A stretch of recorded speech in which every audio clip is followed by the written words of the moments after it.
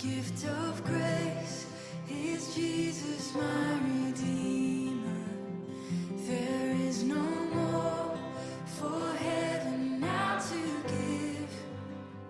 He is my joy, my righteousness and freedom, my steadfast love, my deep and boundless peace. To this I hold, my hope is only Jesus. For my life is wholly bound to His. Oh, how strange and divine, I can sing all is mine, yet not I, but through Christ in me.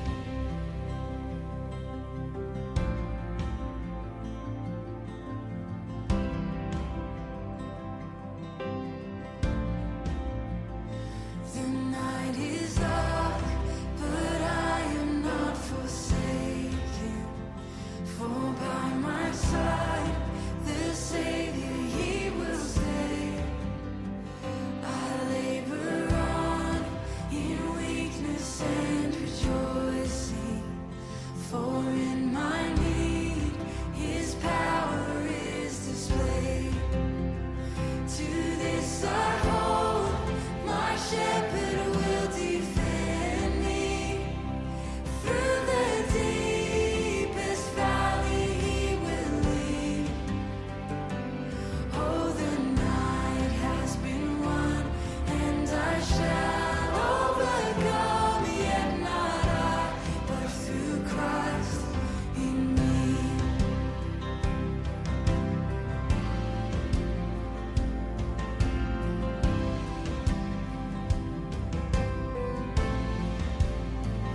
No fate I dread, I know I am forgiven. The future sure, the price it has been paid. For Jesus bled and suffered for my pardon, and He was raised to overthrow the grave. To this I hold, my sin has been defeated. Jesus now and ever is my plea. Oh, the chains are released, I can sing, I am free, and not I, but through Christ in me.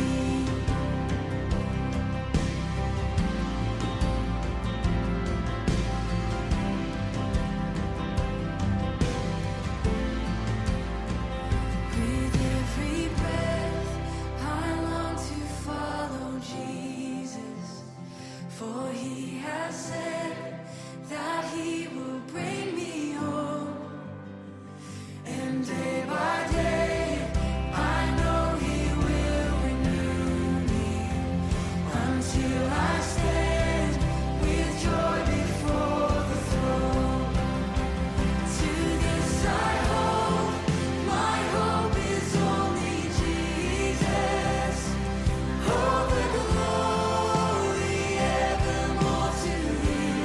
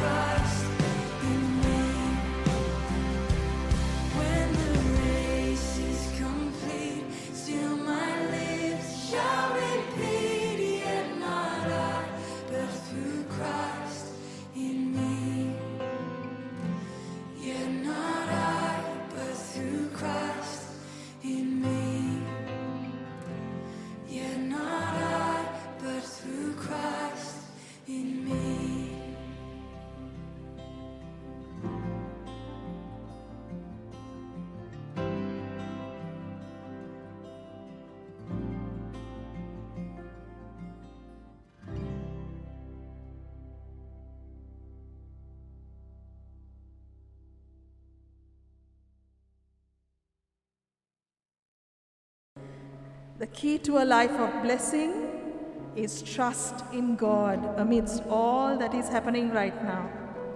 May we pray. Heavenly Father, we bring this service before you and we thank you for the privilege of being able to come to your feet right now. We ask that you be in the midst of us, Father, guiding us through, showing us how to speak to you and speaking to our hearts. We commit this time into your hands in the precious name of Jesus Christ our Lord. Amen. At the end of Psalm 52, the psalmist says, "In your name I will hope, for your name is good. I will praise you in the presence of your saints."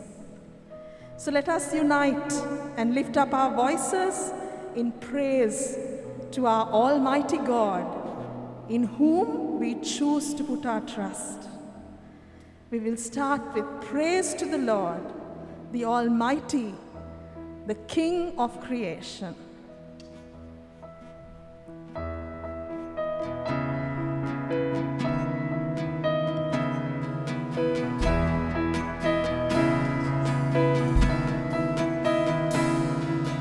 Praise to the Lord, the Almighty, the King of creation.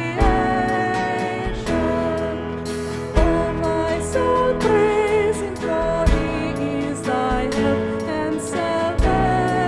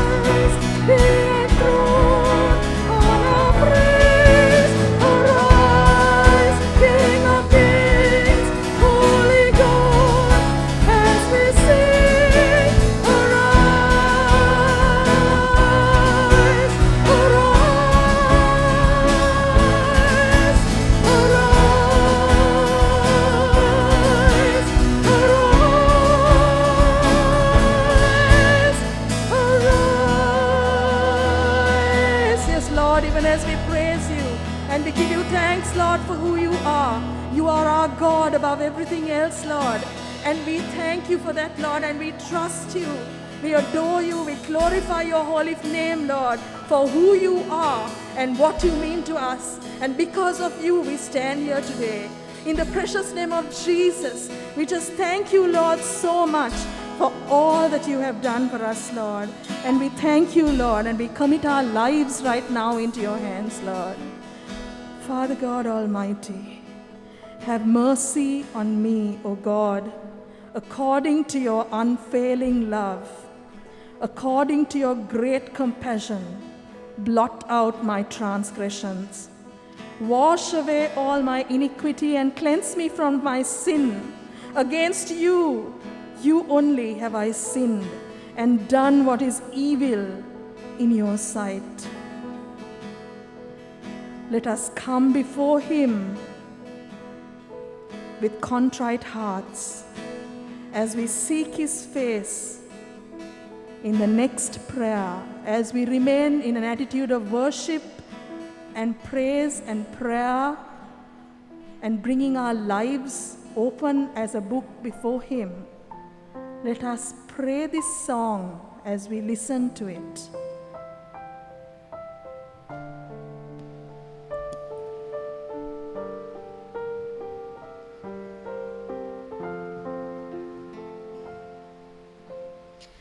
Purify my heart, let me be as gold and precious silver. Purify my heart, let me be as gold, pure gold, refinest fire. My heart's one desire is to be holy, set apart for you, Lord. I choose to be holy, set apart for you, my Master, ready to do your will.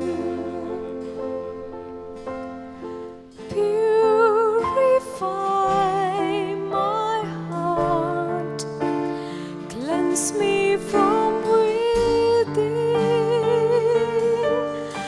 and make me holy. Purify my heart, cleanse me from my sin. Deep within, refinest fire. My heart's one desire is to be holy,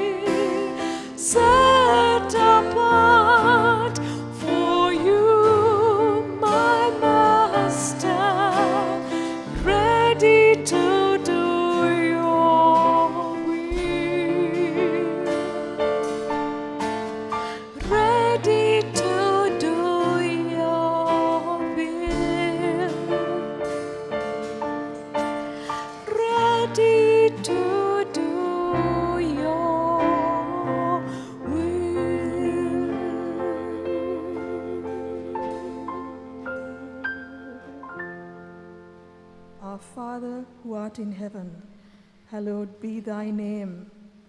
Thy kingdom come, thy will be done on earth as it is in heaven. Give us this day our daily bread, and forgive us our trespasses as we forgive those that trespass against us.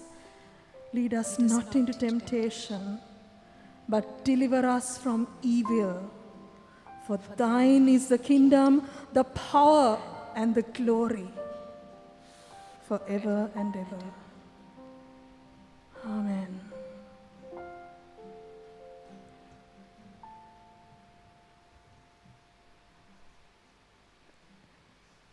As we acknowledge the fact that Jesus paid it all,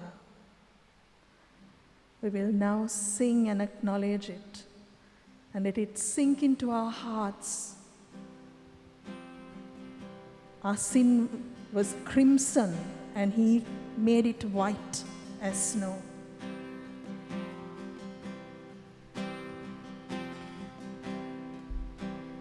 I hear the Savior say, thy strength indeed is Lord.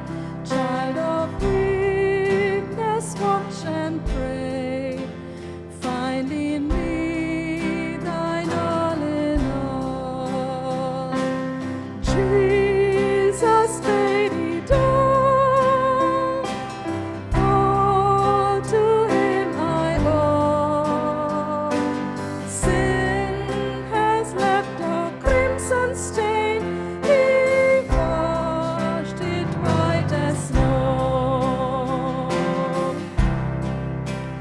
Lord, now indeed I find thy power and thine alone can change the leper's spots and melt a heart of stone. Jesus paid it all. All to him I owe. Sin had left a crimson stain. He washed it white as snow.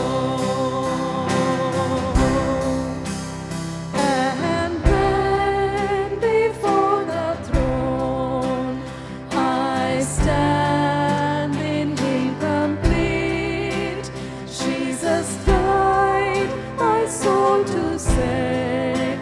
My lips shall still repeat, Jesus paid it all. All to him I owe. Sin had left a crimson stain. He washed it white as snow. Sin had left a crimson stain. He washed it white as snow. Praise you, Jesus. Amen. We will go into a time now of praying for others as we acknowledge that Jesus paid it all for us. Let us bow our heads in prayer. Eternal God, Almighty Heavenly Father, we come before your throne as your own children, bringing our needs before you. And obviously, we especially pray for our country at this time, which is plagued by the pandemic, causing suffering to so many. Lord, we remember all those who are quarantined and all those who are seeking treatment in the hospitals. We pray for those who are in the front line, battling this virus on behalf of us, the doctors, the PHIs, the nurses, and very especially the labor force that cleans our environment in order to keep us safe. Lord, we remember all the affected garment workers and whose livelihood has been affected because the fishing industry has come to a still halt. Lord, we pray that you will graciously look upon us and bring healing not only to our nation but to the entire world. Lord, we also remember at this time our country, which has gone through so many political changes, very especially with the passing of the 20th Amendment. Lord, we pray that you will remove the fears and anxieties in the minds of the people, and that you will continue to grant your wisdom and your knowledge on our rulers, so that our country may continue to march in the paths of righteousness and justice. We also very specially remember the political leaders and the entire country as we are caught up in a geopolitical conflict that influences our country with big powers like United States and China. Lord, we pray that we'll be able to uphold our dignity and freedom and hold a neutral position so that we will always reflect the values of the peace and the equality of people that your kingdom reflects. At this moment, Lord, we also pray for the needs of our own people in our church. We pray for all those who are sick, all those who are receiving treatment in the hospitals. We pray for those who have economic problems due to the present situation in the country, those suffering with anxiety, those suffering with pain and sorrow. Lord, we pray that you will grant your healing peace so that we will have our own needs met and always affirm that you are a God who listens to our prayers. We also pray for prosperity of all people in this island, very especially remembering those in the agriculture sector whose livelihood will be again affected due to the various lockdowns that we experience. Lord, we pray that you will bless the ministry of this church continuously, so that in all that we may say and do, we'll be able to bring glory and honor to your name. This we ask in the name of our Savior, Jesus Christ, our Lord. Amen. The Bible reading is taken from 1 Corinthians chapter 6, reading from the first verse to the 20th verse. If any of you has a dispute with another, do you dare to take it before the ungodly for judgment instead of before the Lord's people? Or do you not know that the Lord's people will judge the world? And if you are to judge the world, are you not competent to judge trivial cases? Do you not know that we will judge angels? How much more the things of this life? Therefore, if you have disputes about such matters, do you ask for a ruling from those whose way of life is scorned in the church? I say this to shame you. It is possible that there is nobody among you wise enough to judge a dispute between believers. But instead, one brother takes another to court, and this in front of unbelievers. The very fact that you have lawsuits among you means you have been completely defeated already. Why not rather be wronged? Why not rather be cheated? Instead, you yourselves cheat and do wrong, and you do this to your brothers and sisters. Or do you not know that wrongdoers will not inherit the kingdom of God? Do not be deceived. Neither the sexually immoral, nor idolaters, nor adulterers, nor men who have sex with men, nor thieves, nor the greedy, nor drunkards, nor slanderers, nor swindlers will inherit the kingdom of God. And this is what some of you were. But you were washed, you were sanctified, you were justified in the name of the Lord Jesus Christ and by the Spirit of our God. I have the right to do anything, you say, but not everything is beneficial. I have the right to do anything, but I will not be mastered by anything. You say food for the stomach and the stomach for food, and God will destroy them both. The body, however, is not meant for sexual immorality, but for the Lord, and the Lord for the body. By his power, God raised the Lord from the dead, and he will raise us also. Do you not know that your bodies are members of Christ himself? Shall I then take the members of Christ and unite them with a prostitute? Never! Do you not know that he who unites himself with a prostitute is with her in body? For it is said, the two will become one flesh. But whoever is united with the Lord is one with him in spirit. Flee from sexual immorality.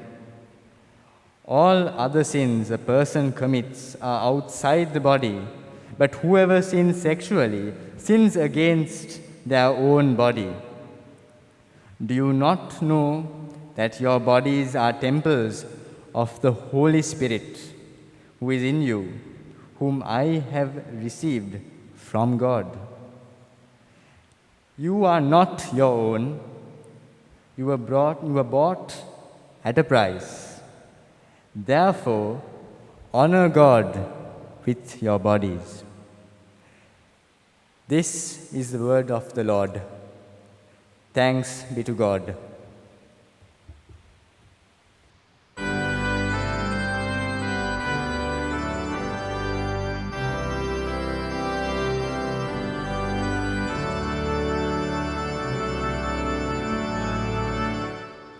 Simply trust in every day, trusting through the stormy valley. Even when my faith is small, trust in Jesus, that is all. Trusting as the moments fly, trusting as the days go on, trusting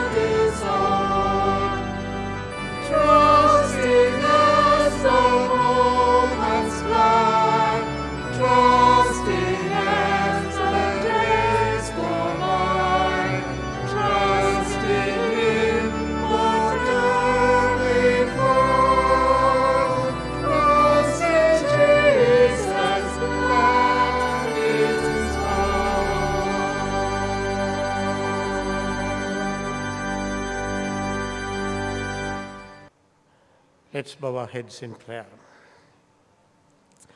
Eternal Father, as we continue to reflect on the book of Corinthians, we pray for the bestowal of your Holy Spirit on every one of us. Enable us to understand the deep truths that are embedded in this epistle that has so much of relevance to us. Open our eyes that we may see your truth. Open our ears so that we may hear you speaking to us in the contemporary times. Let the words of my mouth and the meditation of our hearts be acceptable in your sight, O God. Amen. Dearly beloved brothers and sisters in Christ, we continue to reflect on the book of Corinthians, the letter that St. Paul wrote to this particular church. And we are reflecting it on the broader theme from Corinth to Colombo. And I was wondering if Paul lived today, how we will rephrase it, Corinth to lockdown Colombo. I wonder what Paul would have had to say. Last Sunday we reflected on chapter 5, dealing with some of the important discourses and teachings of St. Paul based on sexual immorality and the discipline within the church. Today we move to chapter 6, where again Paul touches on important ethical aspects, but in between them are basic Christian doctrinal principles. So much so that even though chapter 6 is a small one, you need at least 3 to 4 hours to really dwell upon the basic fundamentals of Christian faith that Paul tries to bring out. Here, in terms of ethical conduct, Paul talks about the lawsuits among the believers, and also again touching on the aspect of sexual immorality. We all have disputes and conflicts. Even good families have disputes and conflicts. We have disputes and conflicts among friends and relatives, within society in which we are placed, sometimes even in our workplaces. Even our churches are full of them. There is no church that is free of disputes and conflicts within. Some of you who hear me today will know what I really mean. But the crux of the problem is how Paul is approaching disputes and conflicts within the body of Christ, within the church, is trying to explain to us what do we do with them and how do we handle them. In chapter 6, verses 1 to 5, when you read it carefully, he begins by warning the people of God, the children of God, against going to unrighteous courts or going before unbelievers to get your disputes sorted out. This particular aspect that Paul is dealing points to many important Christian doctrinal foundations. And I would like to begin by verse 11, where Paul is talking about the body of Christ as a group of people washed, sanctified, and justified. We as a Christian body, as a Christian church, when we come together to worship God, Paul reminds us of that fundamental fact that we are a community, not just people coming together as in a club or in a particular NGO or in another organization. But we come together because we claim to be washed, sanctified, and justified. And these three events happen not automatically, but due to two important fundamental Christian affirmations.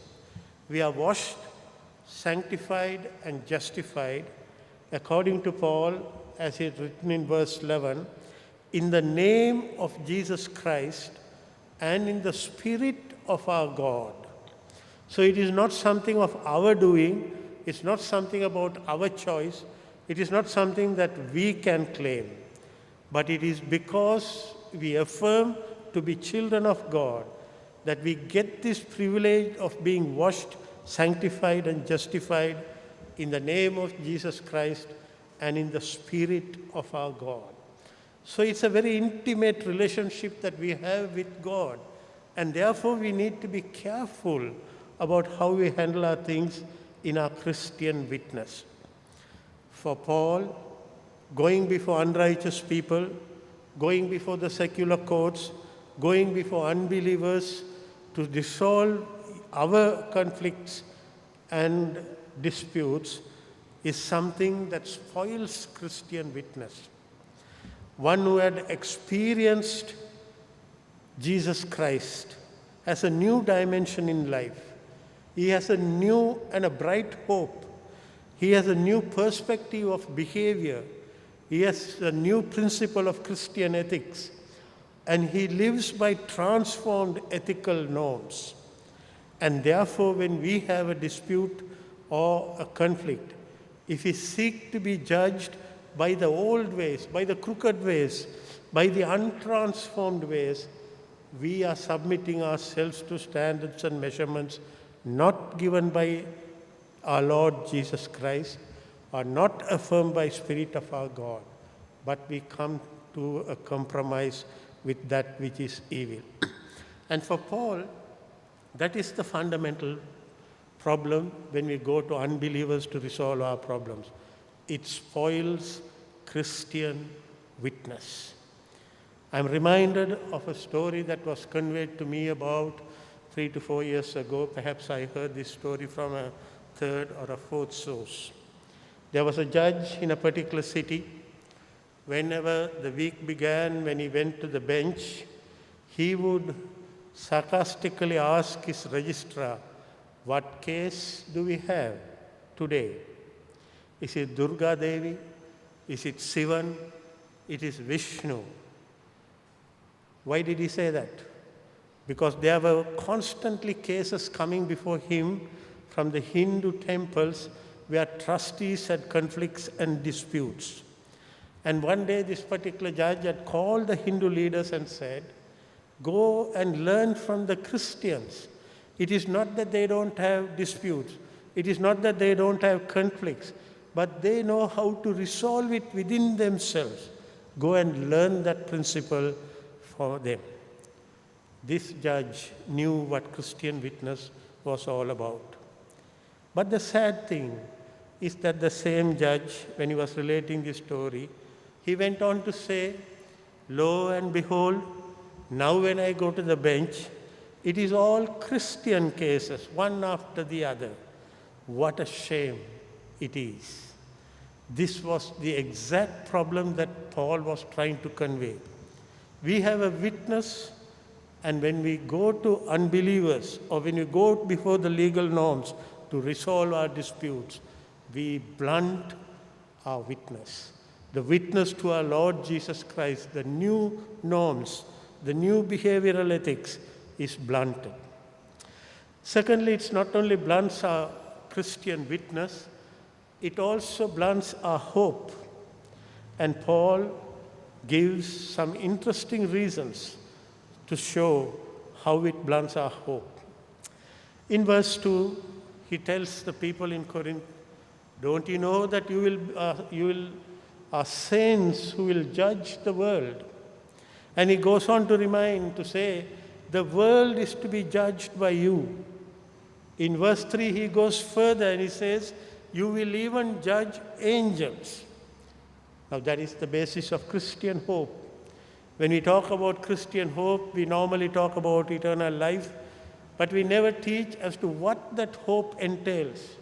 We have a hope not just enjoying eternal life, leading a life of bliss, peace, where there is no pain or sorrow, but we are incorporated into the ministry of our Lord Jesus Christ, that we will be judging the world with him, and we will also judge even the angels. What a great privilege given to us. Unfortunately, teachings of eternal life is confined to funeral discourses today in our churches, that we just give a comforting message, but do not teach our people about what our hope entails. And therefore, Paul brings out that fundamental Christian doctrine about Christian hope and then tells us, because you are called to judge even angels, how dare you go before others to judge your own cases? And therefore, he pleads with the people, live according to your hope. Further, as we read through this text, Paul in verse 4 looks at the church very critically. Paul laments. He says, why do you go to others? Is there no one man here with some standing? Is there no one person wise enough to resolve your problems? And he says, shame unto you to call yourself Christians. My dear brothers, we need to know what Christian witness is. We need to know what our fundamental Christian hope is. And then still, if we have disputes and conflicts unresolved, that we need others to come, then it shows that there is not one within our congregation, not one within our body of Christ, who is with some standing and who is wise enough to resolve them.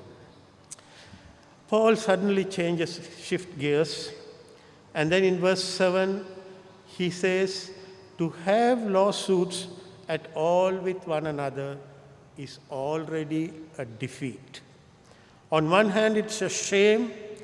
On the other hand, remember, my friends, that if you have disputes and conflicts unresolved, then the church has lost its mandate.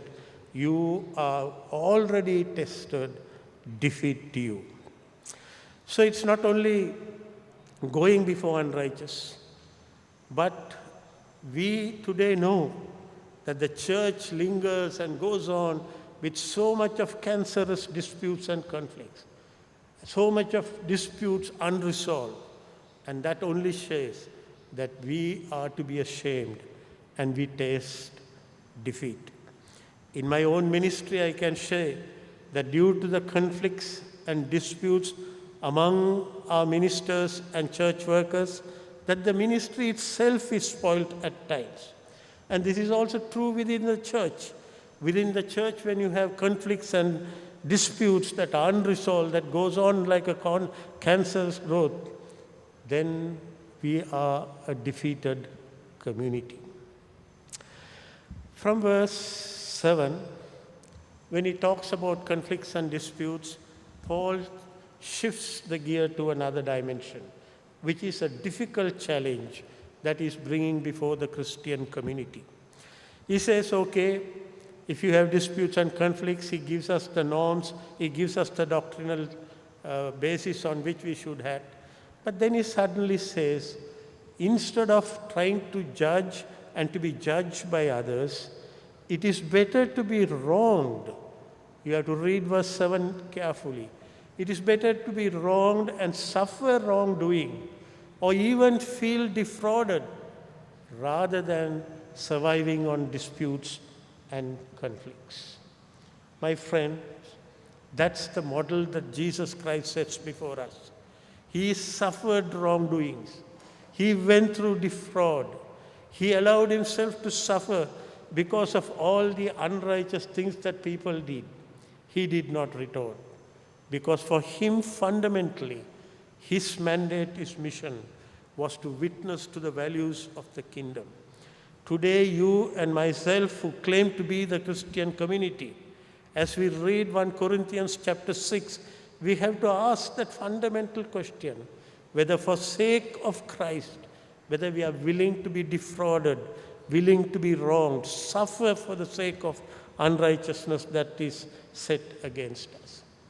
I believe if we retitle Corinthians today with the approval of Paul, all that we have to do is to say it's the first letter of St. Paul to KMC, because every problems that it deals in this letter applies to our own community. And then we find that in verse 9, there is another shift. He's shifting from the issues of disputes to conflicts to another theme. We heard yesterday, last Sunday, Sanjayan reminding us of sexual immorality, but also saying we always like to talk about sexual immorality, but we don't deal with the other sins, and that we therefore lose the dimensions of the wider discourse and the discipline of the church. And here, in verse 9, St. Paul lists out a whole realm of areas where Christian ethics is at stake, where the behavior of the Christian community is being judged. He begins by, in verse 9, by saying, no wrongdoers will inherit the kingdom of God. But he does not just leave it along saying that they are wrongdoers, and he then goes on to name them: fornicators, adulterers, male prostitutes, sodomites, thieves, people who are greedy, people who revile at each other, drunkards, robbers, and the list is put very plainly. It's not just the case of disputes that we have, but every aspect of Christian life is determined by Christian ethics. And all that Paul lists out, he says, should be rooted out from you. And that is why, because all these fornications, idolatry, male prostitution, sodomites, thieves, greed, drunkards, robbers, because all these are eliminated from the body of Christ, that the church is defined as a group of people who are washed, sanctified, and justified. From verse 12, when we read very carefully, Paul again brings 2-3 fundamental bases, which I will touch very briefly due to the lack of time. In verse 12, he says, all are lawful for me, but not all things are beneficial. He compares food and stomach. Food is made for stomach, stomach is made for food, and he reminds us that both will perish. Laws, rules, traditions, authorities, positions, all are mutually needed, but all will perish. For the Christian community, when issues come to stake, when you have to make decisions, when you have to define Christian behavior, when you have to say what Christian behavior ethics is all about, we don't just count by what is beneficial in this temporal world, but we count by what is beneficial on the eternal realm. And therefore he calls on his people to look at, even if certain things are legally right, as a Christian community, there are things that we do not do for the sake of Christian witness. And in verse 13, he talks about the concept of our body. A body that relates to another body in sin is united and it's ruined. But a body, as a Christian community, in verse 13 he says, the body is for the Lord and the Lord for the body. And he compares this beautifully in verse 14. God raised the Lord, will also raise us by his power. Because our body is united to Lord, and our body is for the Lord and the Lord for the body, the same God who raised the body of our Lord Jesus Christ in that wonderful resurrection day, by the same power, he will raise our body too. And that's the basis of our future hope, the future of our body itself. Our bodies are members of Christ. And that is why Paul says, keep your body clean, because our body is united to the body of our Lord Jesus Christ. And we are privileged, because God raised Jesus Christ from death, that he will raise us too. What a great privilege and a hope and an assurance that comes with what we call as eternal life. And that dimension is also not in the teachings of our church today, unfortunately. We just talk about the realm where we can live happily without hunger, without thirst, without death. But there are given privileges for the Christians. And as we saw earlier, We judge with God, we judge even the angels. We are given that privilege, and our body is raised with the body of our Lord Jesus Christ. And talking about the body, then he comes and touches about sexual immorality. When your body is with a prostitute, your body becomes one with her. And therefore he exhorts the Corinthian church to keep your body clean.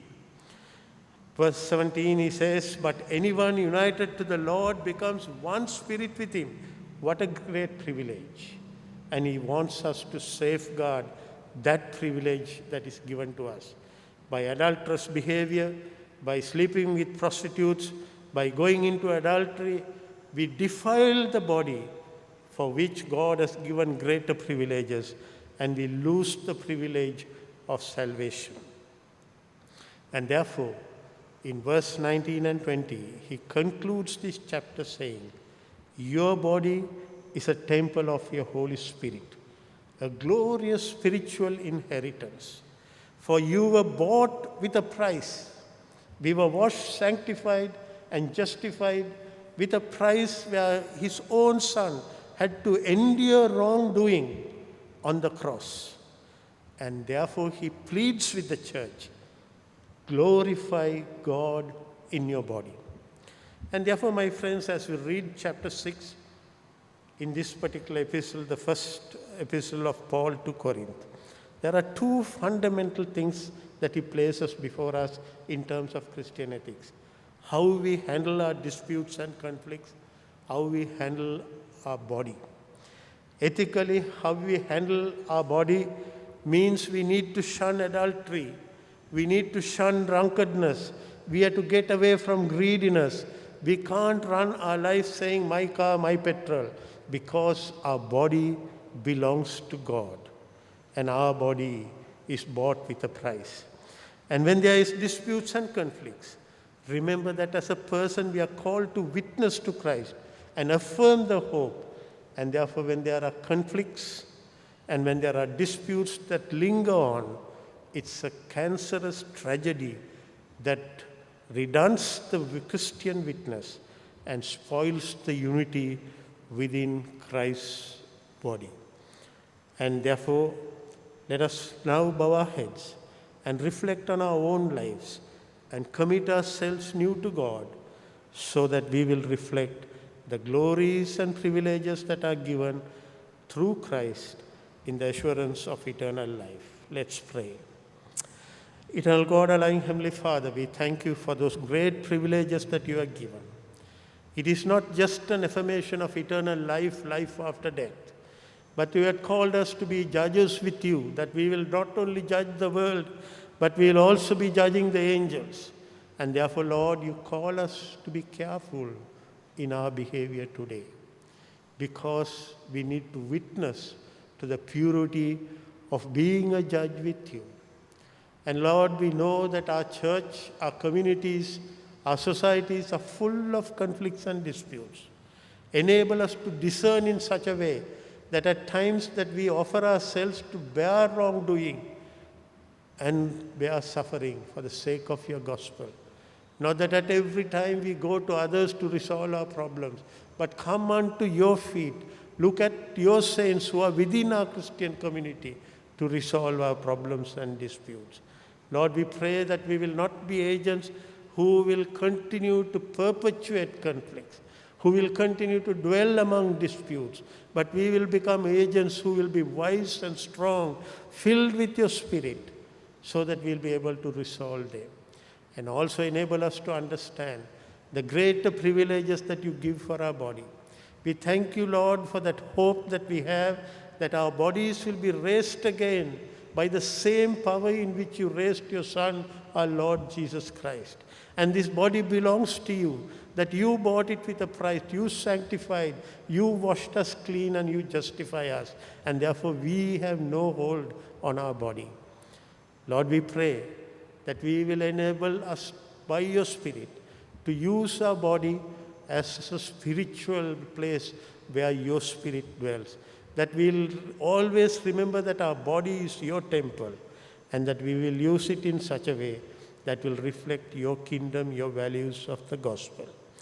Be with us, fill us with your Spirit. This we ask in the name of our Savior, Jesus Christ, our Lord. Charles Wesley wrote a beautiful hymn. Let us for each other care, each the other's burden bear. To thy church the pattern give, show how true believers live. Free from anger and from pride, let us thus in God abide. All the depth of love express, all the height of holiness. Let us sing together hymn number 759. Jesus, Lord, we look to thee.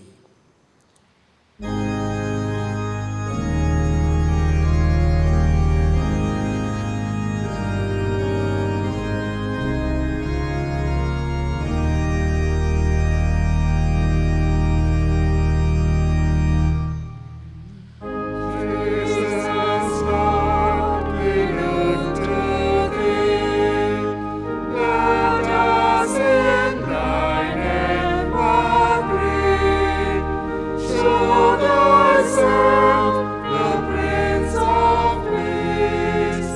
Bid our jarring conflicts cease. By thy great silent love, every stumbling block remove. Each to each united yet, come and spread thy banner yet. Make us of one heart and mind, courteous, pitiful, and kind. Glory in thought and word, all together like our Lord. Let us for each other care, each the other's burden bear. To thy church the pattern give, show true believers live.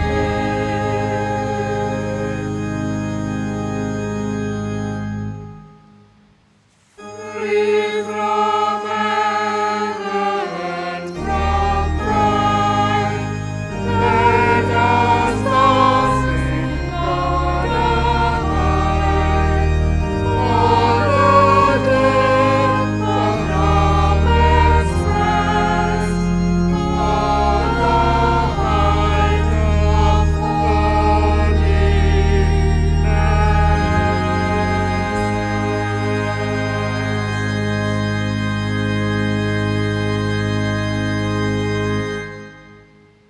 Let's bow our heads for the benediction. The grace of our Lord Jesus Christ, the love of God, and the fellowship of the Holy Spirit be with us and all God's children, today and forevermore. Amen.